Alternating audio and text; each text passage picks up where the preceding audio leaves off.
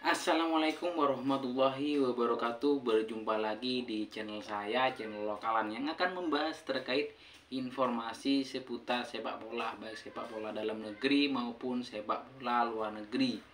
Dan pada kesempatan kali ini saya akan membahas terkait timnas kita, timnas U17 yang baru saja menyelesaikan pertandingan.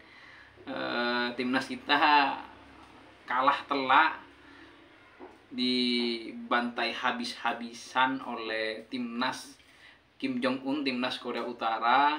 Kita dibuat babak belur oleh mereka dengan skor yang cukup telak, 6-0, dimana ini di luar prediksi, di luar preview yang kita, seperti yang video yang saya bahas sebelumnya, bahwa Indonesia akan bisa mengatasi timnas Korea Utara.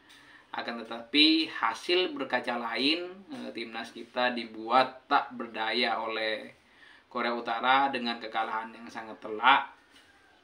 Padahal kalau kita melihat dari fase grup, timnas kita ini cukup luar biasa, cukup mengejutkan juga, karena berhasil menyapu 3 laga, di mana di grup itu ada raksasa Asia, Korea Selatan, dan timnas kita berhasil meraih 9 poin setelah berhasil menyapu 3 laga dengan kemenangan.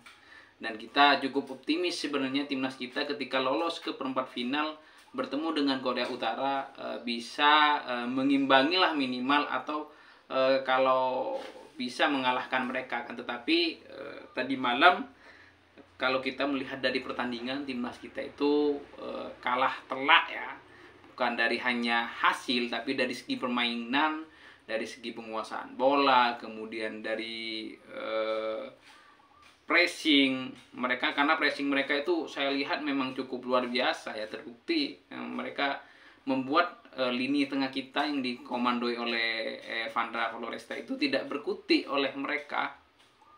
Dan yang paling membuat timnas kita down itu sebenarnya karena kita kebobolan cukup cepat ya, di menit ke-7 ya, lewat pojok kita kebobolan, sehingga itu saya rasa membuat pemain timnas U17 ini kena down, dan mentalnya kena ya, sehingga mereka agak sedikit sulit mengembangkan permainan, karena setelah itu Korea Utara membuat pressing yang cukup ketat.